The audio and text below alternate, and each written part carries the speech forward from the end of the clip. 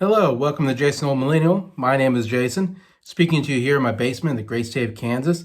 In today's video, I'm doing another deep dive, this time on the band Creedence Clearwater Revival, known as CCR.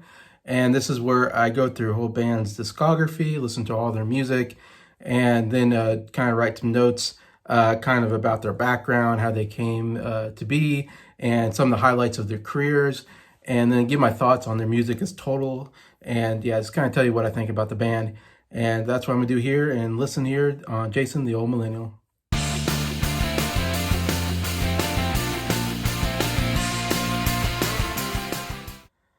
Hello, everybody. Hope everybody's doing well here on a Wednesday afternoon. I'm bringing yet another deep dive, this time on the band CCR.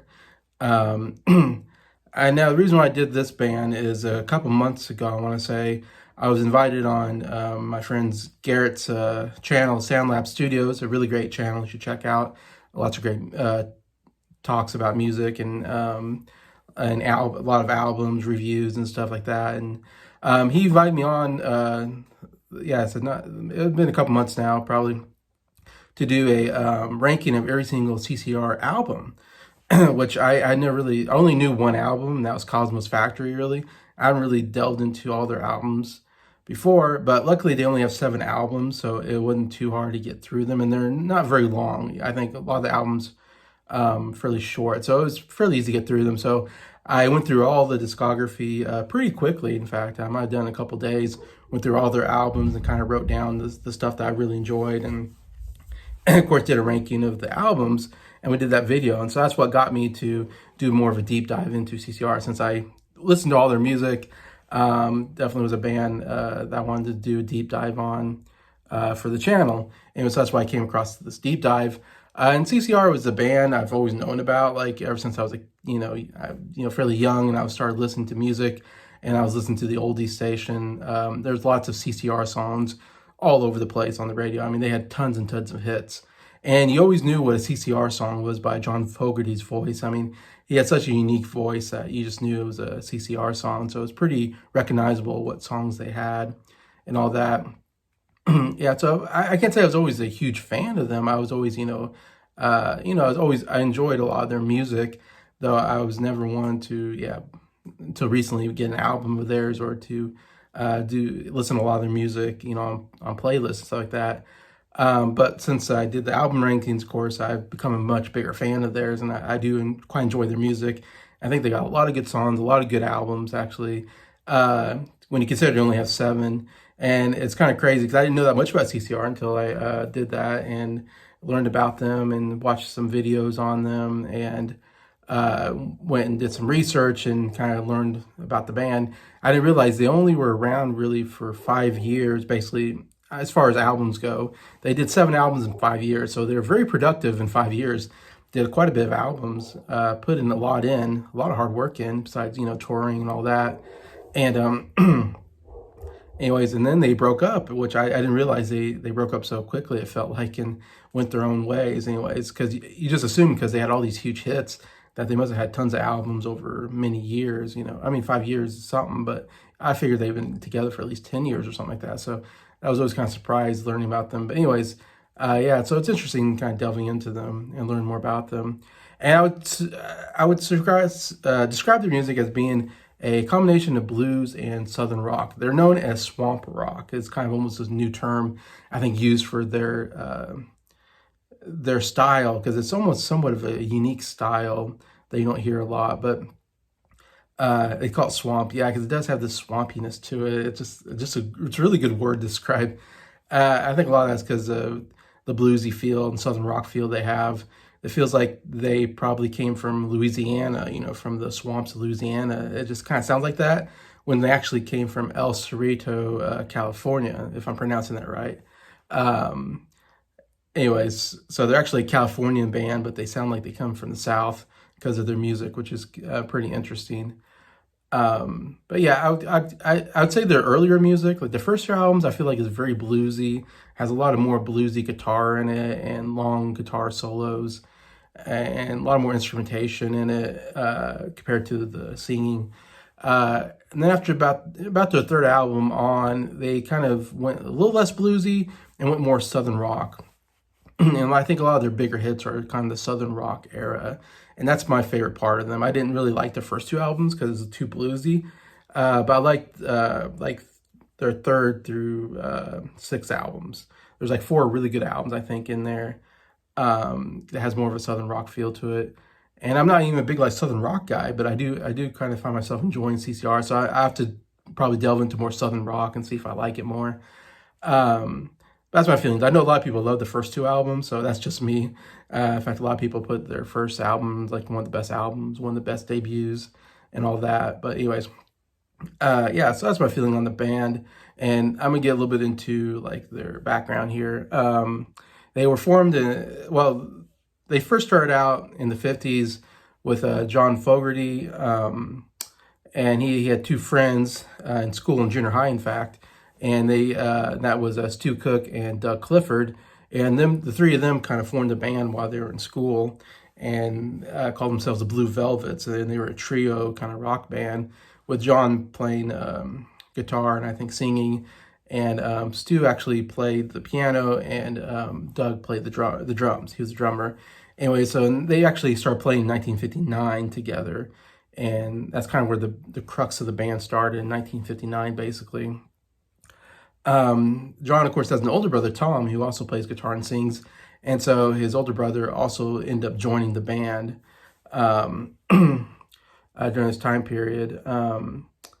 And he was basically became the lead singer, which is interesting because you always figured John was the obvious. He's been the lead singer since I've known, but it's kind of interesting to delve back and go, oh, his older brother Tom was the lead singer actually, and was a rhythm guitar player while John was the lead. Anyways, which obviously will change here for the future. Which, yeah, I don't know how good Tom is, but he must have been a good enough singer to be the lead singer for a little while. Of course, he needs the older brother, so maybe he used that to get the lead singing spot. Who knows? But so that's how they formed. That's been the form of the band the whole time, is those four members. John and Tom Fogerty, the two brothers, then Stu Cook and Clifford. That's the CCR band, and how they would be until they broke up, basically, in a sense. Anyway, so yeah, so when Tom joined, they ended up recording some singles, actually. I'm not sure how that happened, but they put it out there, I guess. And one of them actually got some playing time. Casey Kasem put one of their songs, I guess, on the radio in 1964, which, Casey Kasem always did the top 40 hits. I'm Casey Kasem, and here's the top 40, whatever. That's not the greatest, but Casey Kasem was even doing music. I feel like when I was a kid, I was hearing Casey Kasem on the radio. He'd been on the radio forever doing it. But anyway, so Casey Kasem put one of their songs on the radio, and that got him enough notice from the record companies that they got signed on with Fantasy Records back in '64. So you're talking about, British invasion coming in, folk rock will be starting, and folk music was big at the time. Anyway, so that's when they were first getting started. But then also they changed their names from Blue Velvets to the Gollywogs. So they were known as the Gollywogs for a little while as they were playing. Also during this time period, they made some changes. Stu Cook changed from piano player to bassist, which interesting. I guess they didn't have a bassist, and you need a bassist for a rock band, so it's a good switch there. Also, they switched from Tom being the lead singer to John being the lead singer, and you'll hear this quote a lot. Tom says this thing. Tom says, "I can sing, but John has a sound." And it's such a good quote because it's very true. Like I said, Tom maybe could have sang as a lead singer, but John had an iconic sound to him that just inevitable that he needed to be the lead singer. He had something, iconic, unique to him.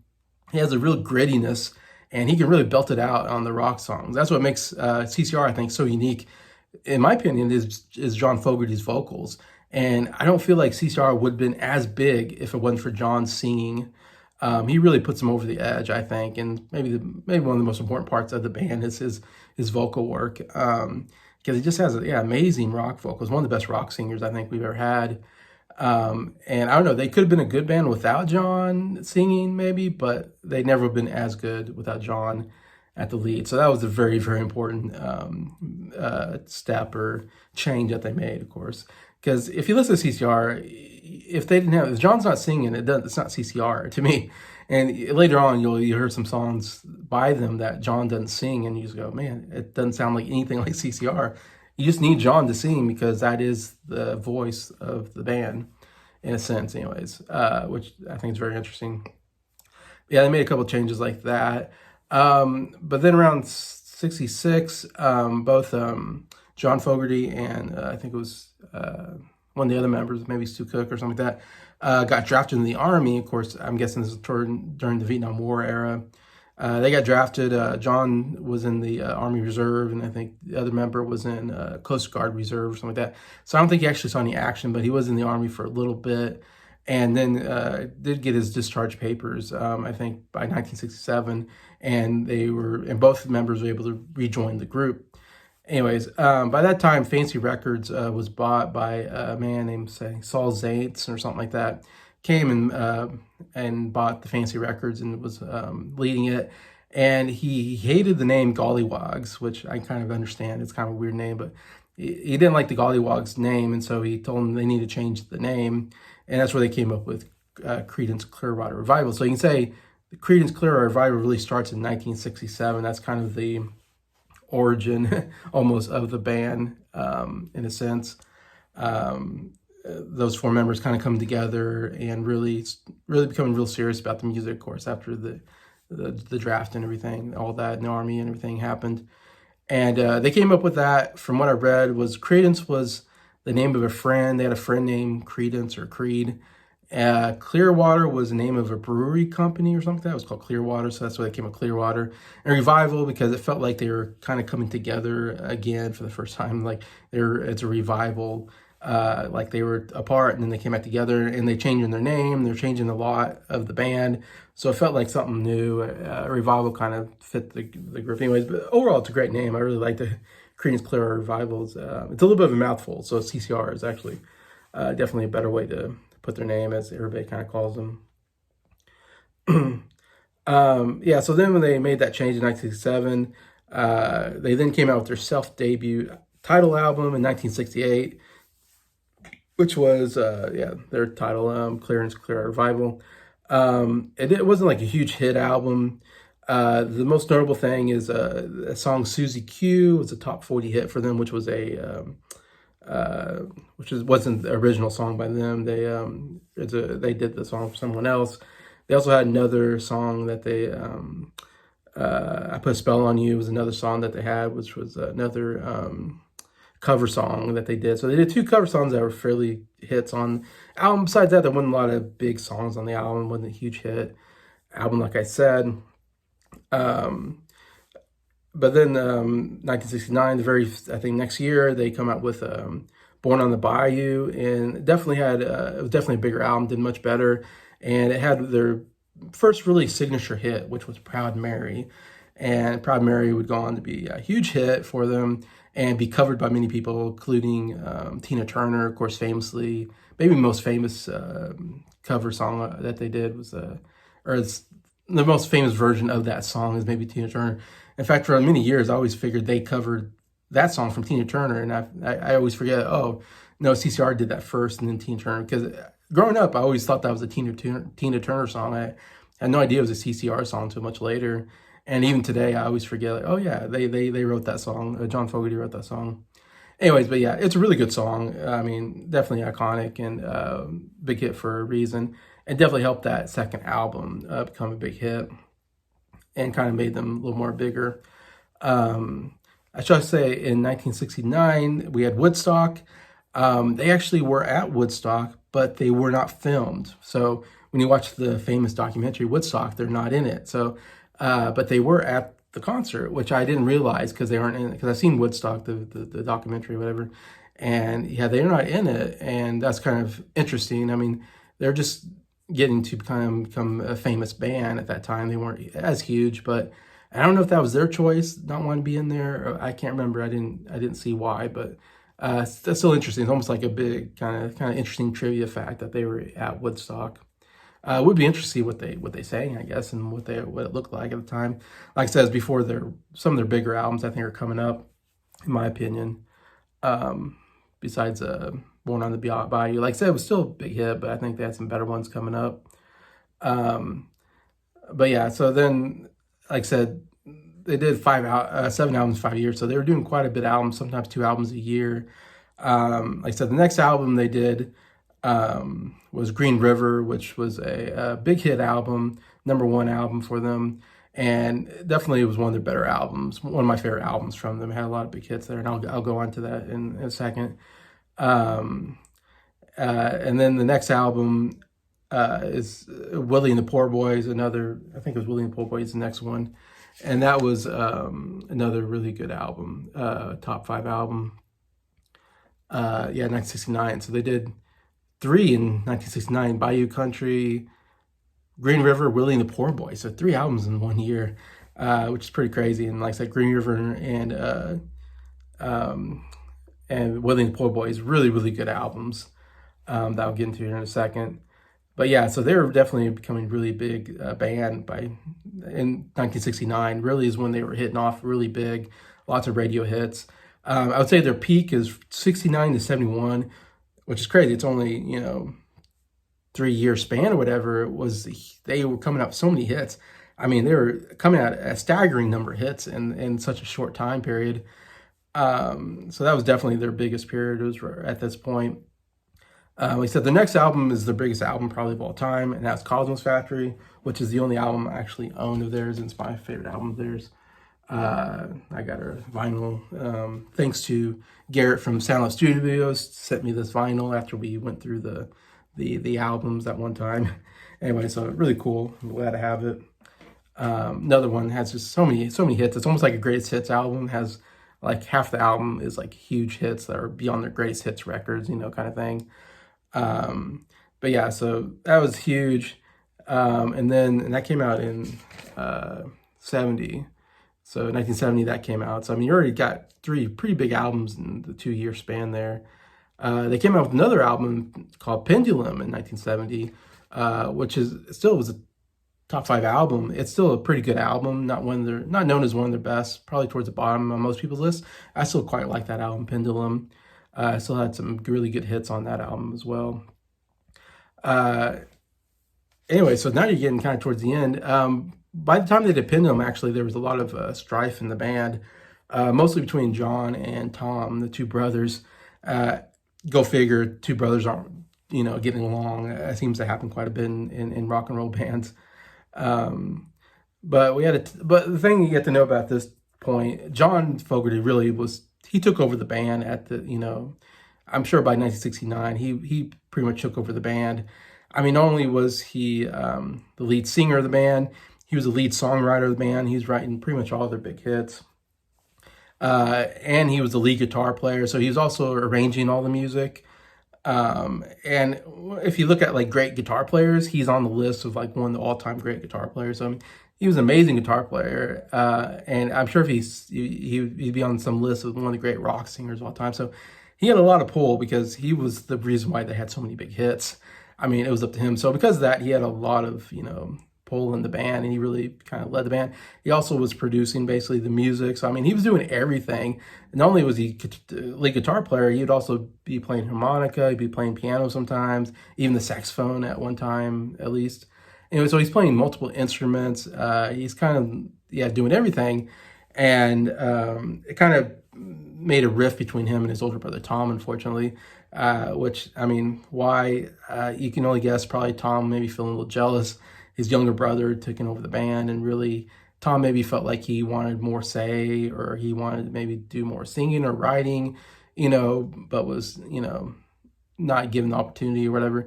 I don't know, whatever it is, Tom was not happy. And so, in fact, when they were doing Pendulum, it was already kind of known that the band was kind of falling apart at that point.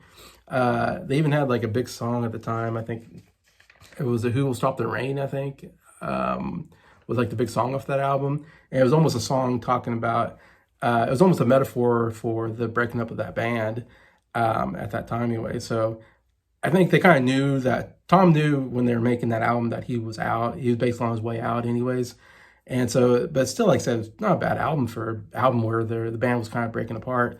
But Tom basically just left the band after Pendulum, and would never join again. And from what I researched, I never hear him talk about, doing any kind of music afterwards. Seems like he just quit the music business after all this, which is, kind of sad that had happened. I don't know that they've ever gotten together, John and Tom. Seemed like there's a big rift that they've had their whole lives because of that.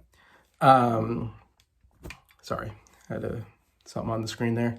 Also, the rest of the band was getting absolutely kind of also unhappy with John, because like I said, John was doing everything, and I think Stu and even Doug, the other two members, were kind of feeling a little left out and wanted to be a little more involved in the songwriting and the singing and stuff like that. And I think they complained quite a lot to John about the fact that they weren't getting as much opportunity to write songs and to sing songs and all that.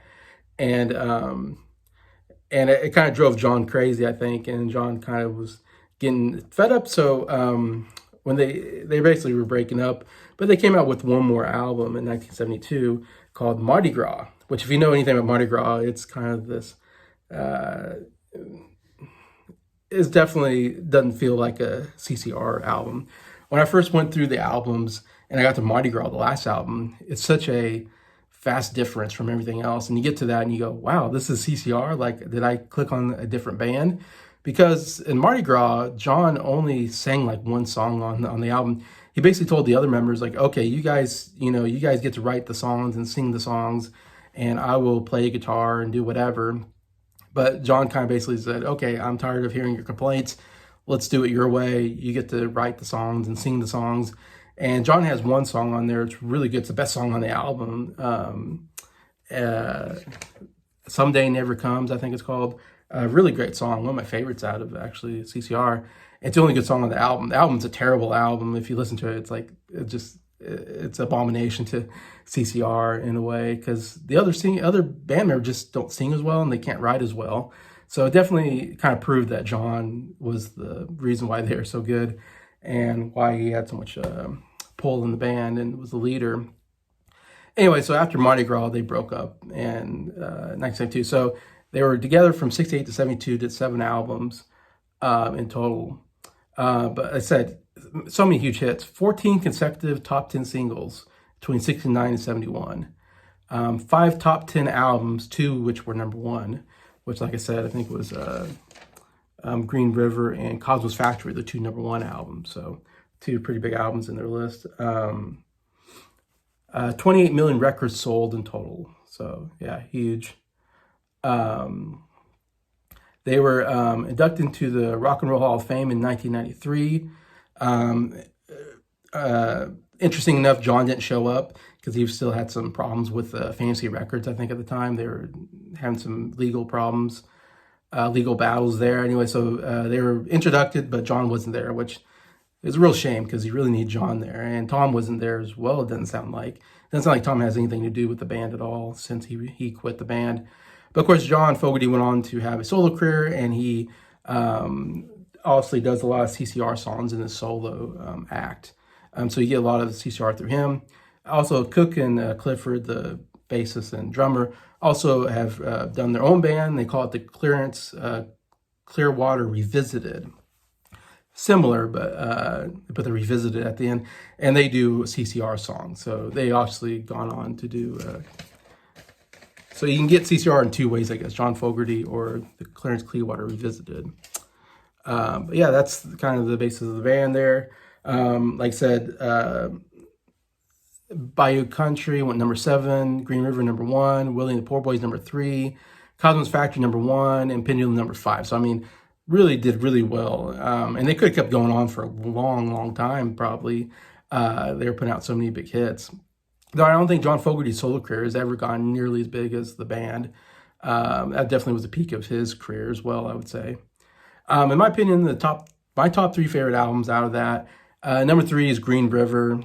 Really excellent album. You got the title song, Green River. You got Wrote a Song for Everyone, and Bad Moon Rising, and Lodi. All excellent songs on that album. Number 2, I'd go Willie and the Poor Boys. Really, really, really good album. I was really... Like I said, when I went through all these albums, I was like, wow, these are really good albums. And I've become a bigger fan now of CCR. But yeah, Down in the Corner, a great opener to that album. Fortunate Son, probably the most well-known song that's played on a lot of movies. It's a very famous song, it seems like. And then the Midnight Special, a good cover song they have on there. And then number one is, of course, like I said, Cosmos Factory. This is definitely their biggest album, I think, and best album. You got, like I said, too many songs to even talk about. But, you know, you got Traveling Band, Looking Out My Back Door, Run Through the Jungle, Up Around the Bend, Who Will Stop the Rain, I Heard Through the Grapevine, really great cover song. But yeah, so many good stuff there anyway. So definitely check those 3 albums out, in my opinion. If you want to listen to the Clearwater Revival, definitely check those 3 out. I think are definitely their 3 best that they've done anyway. So yeah, great band. Recommend everybody to check them out if you haven't already. And yeah, so feel free to tell me what you think. Are you a fan of CCR? And what are your favorite songs or albums? I would love to read them in the comments. And thank you for coming along and listening to me talk about the band on this deep dive. I really appreciate it. And thank you to everybody who watched the video. Thank you to everybody who's liking it. And thank you to all my subscribers for supporting the channel. I appreciate you all, and I hope you have a good day.